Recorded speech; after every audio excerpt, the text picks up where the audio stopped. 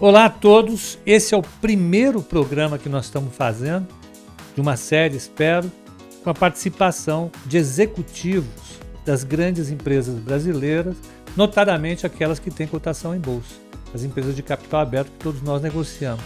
E para inaugurar esse ciclo, nós trazemos aqui executivos importantes de uma empresa que é bastante apreciada pelos investidores brasileiros, a Movida. Trago aqui o Edmar Lopes, que é o CFO da empresa, e trago também o José Bruno, que cuida do RI e outras coisas mais dentro da empresa.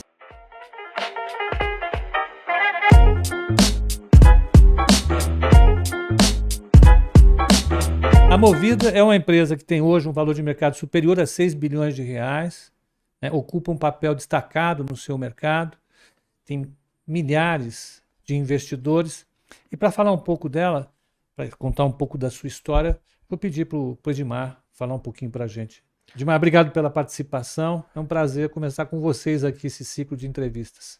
Pedro, muito obrigado pelo convite, obrigado a todo mundo pelo seu tempo. Eu vou começar contando um pouquinho da história da Movida.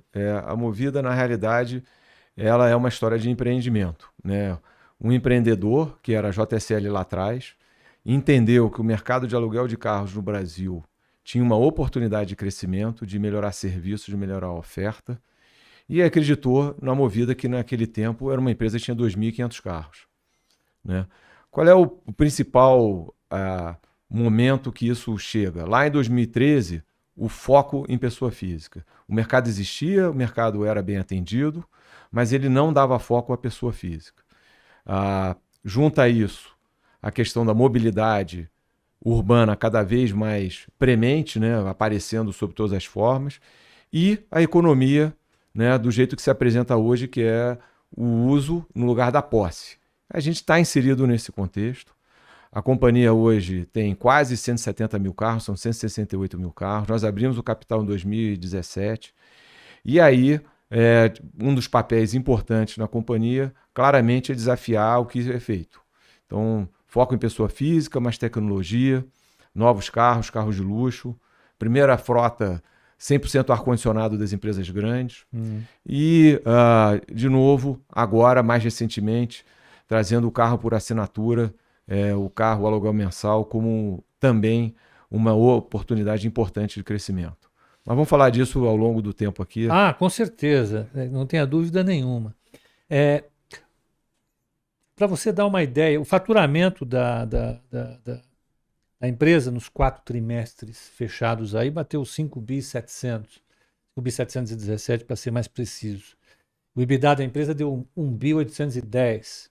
É uma coisa já para quem abriu capital em 2017, já faz bastante tempo, que eu lembro que foi outro dia. Isso. Mas de onde vem o resultado? O que mais contribui para o resultado? Se você tivesse que dividir a contribuição de cada segmento, como é que você falaria sobre isso? O nosso negócio, ele é fácil de entender porque ele precisa comprar bem, então daí a escala, empresas grandes. Você precisa operar bem, então o aluguel tem que ser muito eficiente, é um negócio intensivo e intenso. Você precisa vender bem o carro, daí as nossas lojas de seminovos, e você precisa ter financiamento barato, daí uma atividade de mercado de capitais muito intensa. Então parece simples, mas é fácil de entender, né?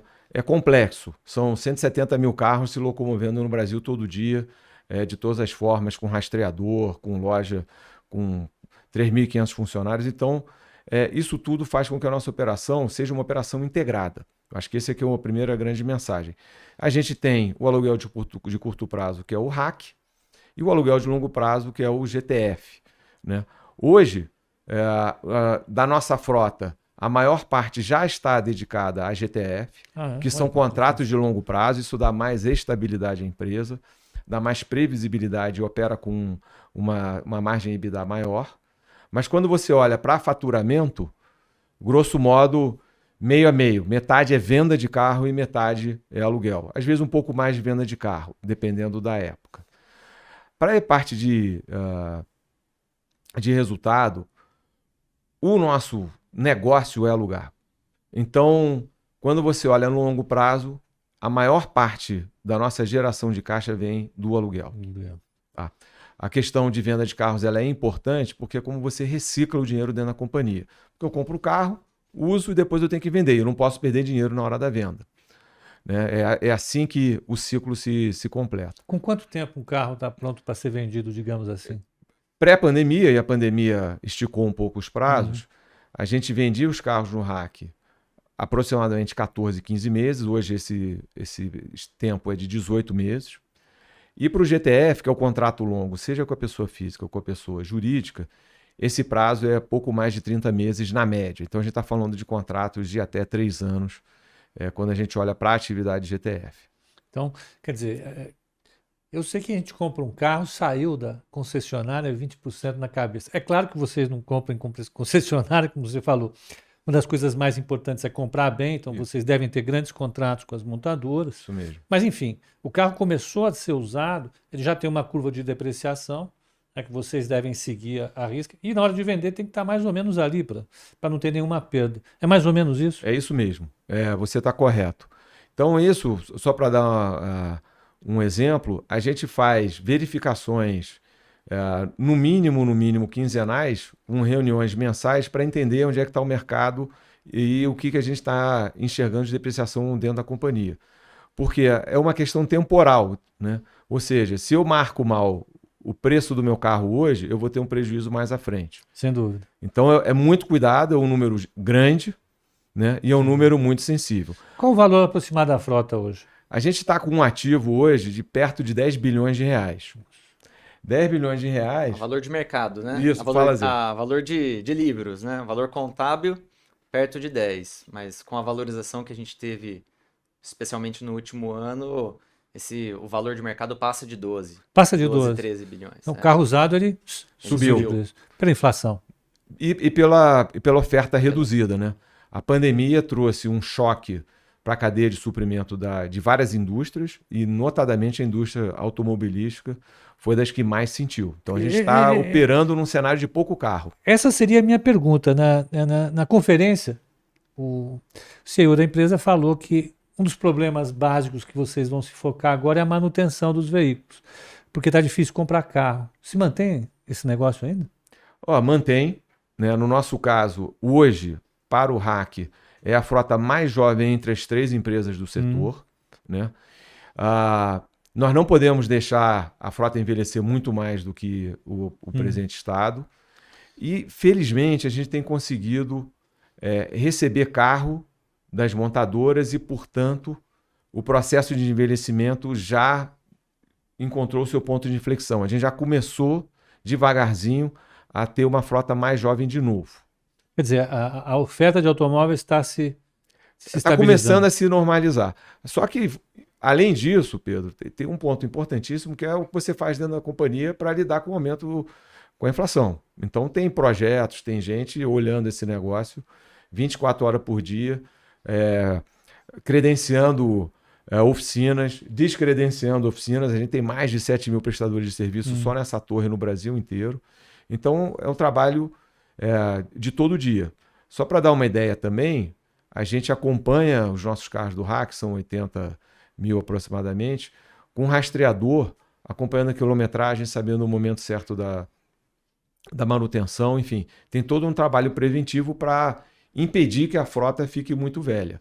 E a gente tem conseguido. Né? Exatamente, a gente tem conseguido. Não é simples, né? Parece simples, ou seja, mas não é. Vocês têm um uso de tecnologia intensivo. Sim. E as outras também, tá? Então isso é uma das réguas, como a gente diz, do setor, que aumentou muito nos últimos tempos. Né? Primeiro, a tecnologia ela veio para proteger o patrimônio, né?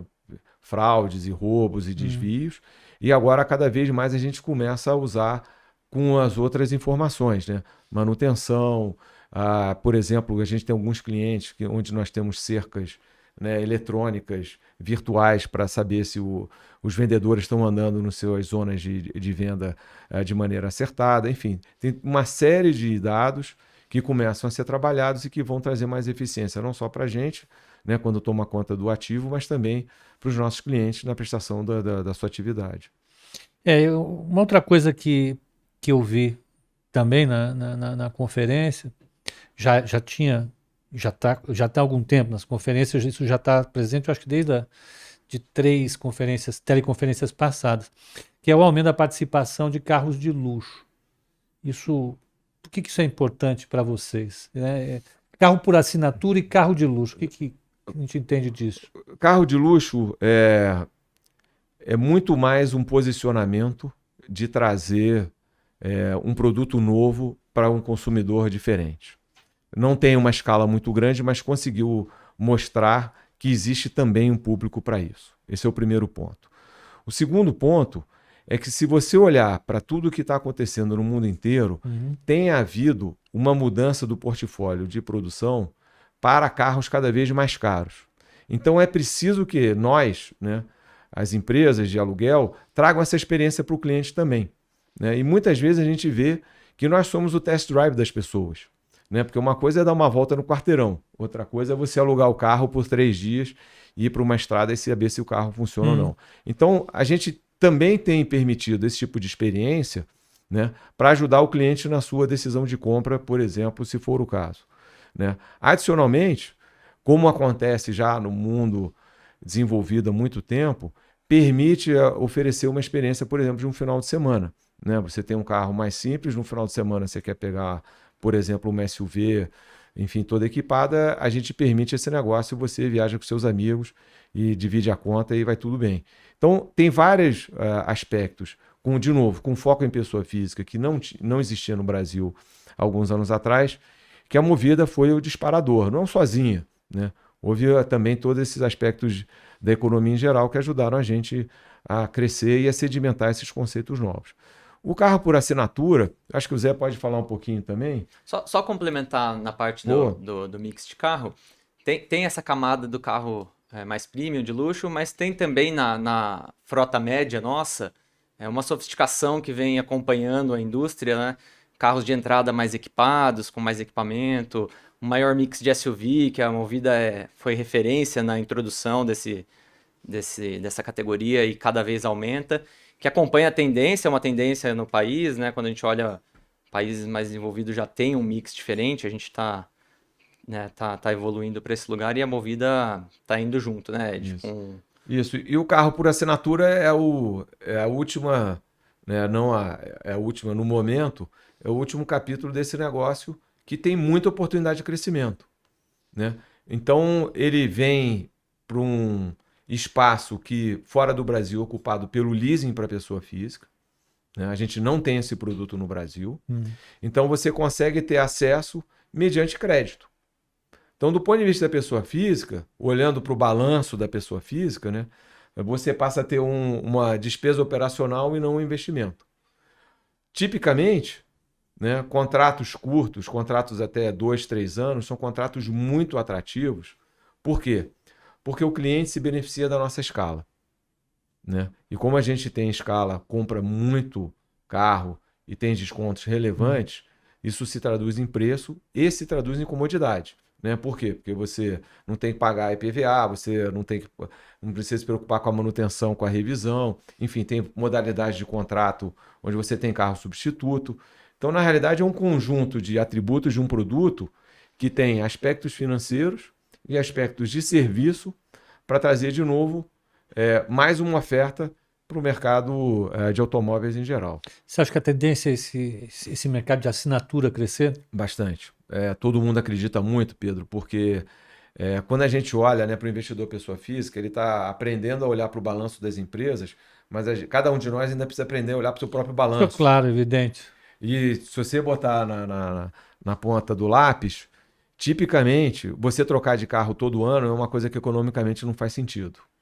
Então, a gente aparece como uma oportunidade aí, né? Sem dúvida nenhuma, né? E a gente fala muito do carro por assinatura de longo prazo, mas a gente já tem um produto na loja, que é o aluguel mensal, já há mais de 4 anos, que vai muito bem, obrigado, a gente não dá número, mas claro, que permite você trocar, né, até naquela linha de experimentação, você pode ficar com um carro a cada 2, 3 meses e trocar para saber, no fim do dia, depois de 6 meses, qual carro que você gostaria de realmente comprar. Uma ideia interessante. Então, tem várias facetas, né, que a gente começa a explorar que mostram que, de fato, o mercado ainda está subpenetrado mesmo depois de alguns anos de crescimento. Perfeito. Agora, eu gostaria de falar sobre o que aconteceu no ano passado. Acho que todo o segmento empresarial, todas as famílias no mundo inteiro, no Brasil sobretudo, a gente enfrentou um choque violento. Foi uma crise que botou muita gente em apuros. E olhando os números da Movida, a Movida passou bem. Qual foi a estratégia desse momento? O que vocês fizeram para sobreviver? Como é que foi o seu mercado? O que vocês fizeram de diferente para tocar o barco nesse mar agitado? 2 comentários. O primeiro deles é que o carro ele saiu da pandemia mais forte que entrou, né? Então, o primeiro comentário, por quê? Ele ocupou o lugar do ônibus para viagens intermunicipais. Muita gente se sentiu desconfortável em entrar no avião, né? A gente está vivendo ainda uma temporada de turismo doméstico, de turismo terrestre, e isso ajuda o negócio, tá? Então isso é falando assim do grande movimento, né, do que aconteceu. Agora, o dia a dia, Pedro, foi um negócio muito dinâmico, mas o conceito, basicamente, que a gente operou o tempo todo, foi o conceito de agilidade e foi o conceito de preparar a empresa para qualquer situação. Então, no primeiro momento, né, a gente não sabia o tempo da crise e a gente não sabia a profundidade da crise, né? Então, a primeira decisão foi, vamos diminuir a companhia, né, porque, de novo, não sabemos o que vai acontecer. Então, muito rapidamente, em 40 dias, a gente fechou lojas, a gente desligou colaboradores e a gente reduziu a frota, tá?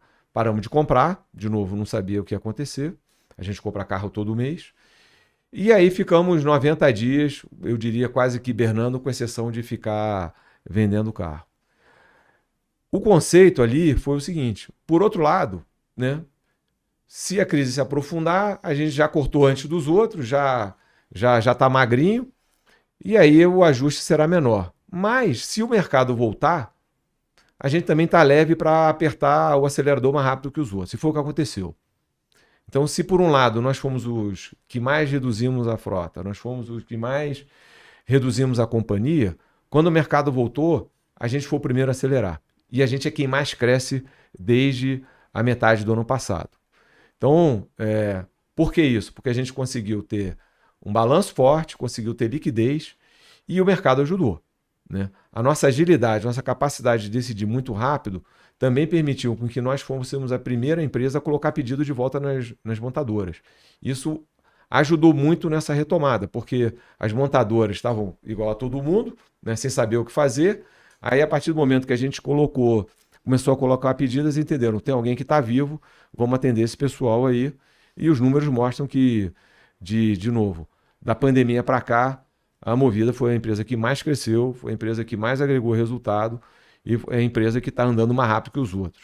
Eu vi aqui, em 2020, a receita total da empresa cresceu 6,5%, né? O ano da crise foi um ano de aumento da receita da empresa. Realmente é surpreendente. E você falou, Pedro, desculpa interromper, você falou em 5,7 bi, né, olhando para os últimos 12 meses, a gente está rodando já a 1,6 bi por trimestre, né, e crescendo. Então, quando você olha para frente, a nossa receita já é 6 bi 400, 7 bi. A gente entende que vai continuar crescendo ainda em 2022 de maneira forte. Isso que eu ia pedir aqui, para você dar um guidance. O que vocês estão vendo para frente de interessante para a economia brasileira, para o negócio de vocês? O que o acionista, o que o investidor pode ver de geração de valor nesse seu segmento e na empresa daqui para frente? Você sabe que a gente não dá guidance. O único guidance que a gente deu foi no dia do investidor da Simpar, que é a nossa controladora, que todas as empresas mostraram uma visão de futuro, né? Eu acho que pegando carona que você falou, a gente tem uma visão de futuro otimista em relação ao nosso negócio de aluguel de carros e a companhia, né? Então, olhando para frente, a gente entende que consegue reproduzir o crescimento que a gente tem feito, né? Esse ano, a gente começa o ano com 120 mil carros e a gente termina o ano com 170 mil carros em números redondos. Então, teve um crescimento de 50 mil carros, sendo 25 mil de uma transação com a CS Frotas, que é uma empresa irmã que foi incorporada à Movida. Então o crescimento seria 25 mil carros, 30 mil carros aproximadamente de crescimento orgânico. E a gente imagina que dá para sustentar essa taxa de crescimento, falando de número de carros, pelos próximos anos, né? Sem fazer loucura, trazendo preço, trazendo rentabilidade e aumentando o resultado da companhia, né? Se você olhar como é que a gente está, né? No ano passado a gente deu pouco mais de 100 milhões de lucro em 12 meses, agora em 9 meses a gente já produziu um resultado de mais de 540 milhões. Foi. Então, a gente está num ritmo de gerar valor para acionista bastante interessante. Acho que olhar para trás confunde um pouco, porque um ano atrás não representa muito mais do que a base que tem hoje a empresa. Então, quando a gente olha o último trimestre vezes 4, já dá para ter uma ideia da dimensão diferente que vai ser daqui para frente, né? Sim, não, mas o investidor, olhando pelo lado do investidor, a experiência do ano passado foi bastante intensa. Nós tivemos no mês de março 6 circuit breakers no mercado, quer dizer, 6 vezes o mercado teve que parar por causa das quedas.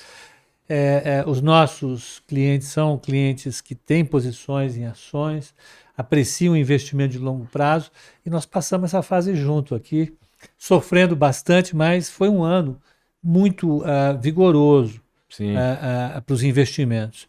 E eu acho que empresas como a Movida refletem um pouco essa situação, você conseguir fazer desse limão uma limonada, o que parece interessante para a gente. Se o investidor quiser saber mais alguma coisa a respeito da Movida, o que vocês indicam para ele olhar? Tem site, o que pode ser interessante? Olha, Pedro, o nosso site ele tem bastante informação. A gente dá, além dos materiais adicionais, tipicamente nas teleconferências, a gente traz informações que não estão no release. Então, é importante ouvir, é importante ver, como você falou, o Renato, nosso CEO, ele sempre dá uma cor do mercado, indica para onde a gente está indo. Agora, em dezembro, nós vamos fazer o nosso Dia do Investidor, né? O Movida Day, como a gente chama, né? Vai ser aberto, a gente vai transmitir. E é nosso compromisso, nesse dia, sempre trazer alguma novidade. Então, é um convite também, né? Isso vai ficar gravado, quem não puder ver ao vivo, vê depois. Mas a gente sempre traz alguma coisa diferente. Vai pegar informação no site da Movida para participar. Perfeito. Isso, a gente sempre traz alguma coisa que não faz parte do conjunto habitual de divulgação. E como você perguntou, provavelmente a gente vai ter, na pessoa do Renato, já vai ter uma cor muito melhor de como é que está andando, como estão andando os nossos acordos com as montadoras, o que a gente está vendo para 2022. Mas é uma mensagem, sobretudo, otimista, né? Porque, como você falou, a pandemia, né, e eu tenho vivido em empresa, as crises, as empresas que conseguem chegar do outro lado do rio, elas saem melhores, né? Elas criam casca, criam couro. E a empresa hoje, ela é melhor do que era antes da pandemia começar. Então, quando a gente é mais assertivo e é mais otimista em relação às possibilidades, oportunidades que a companhia tem, é porque a gente já viveu alguma coisa diferente. Então, olhando de novo para a Movida, né, e aí pegando carona que você falou parece que o IPO foi ontem, eu estava lá, né? Foi mesmo. A gente estava com 60 mil carros, estamos com 170 mil. O faturamento, o EBITDA do ano era o EBITDA de um trimestre hoje. Isso. Então, uma empresa de outro patamar, com outro corpo de gente, de executivos, mas com a mesma vontade do início, né? A mesma vontade vamos fazer diferente, vamos trazer valor para todo mundo que está no nosso entorno, para o colaborador, para o cliente, para o investidor, porque é assim que a gente vai fazer diferença. Senão é só mais uma empresa. E a gente quer, de fato, trazer um negócio diferente para todo mundo. Fantástico. José, alguma coisa a mais para contribuir que você acha importante? Bom, só queria salientar de novo o convite para o Movida Day. Vai ser meados de dezembro. Acho que pode entrar no nosso site, se cadastrar no mail e receber todas as novidades. Acho que a gente, além das informações financeiras habituais, como o Edmar comentou, a gente dá bastante cor operacional. Então, é a chance de ouvir de cada líder de negócio detalhes da operação, detalhes do comercial, do marketing. Eu acho que é a parte mais diferente ali que o que o investidor, tanto pessoa física quanto institucional, pode ter de cor dos negócios e da empresa. Então fica o convite novamente. Perfeito. Pô, agradeço a participação dos dois. Chamo então mais uma vez os nossos investidores a participarem do Movida Day. Acompanhem no site da empresa, no site do acionista, para os investidores. Aqui nós vamos divulgar também quando a gente tiver a notícia. E convido vocês para continuarem a participar das nossas mídias, do nosso YouTube, ver o call de abertura, call de fechamento, participar da sala e da Futura Academy. A Nova Futura tem um compromisso muito sério com a formação e com a disseminação de informações para os nossos investidores e para os investidores do país. Então participem, esse é o primeiro evento, vamos fazer mais. Até lá!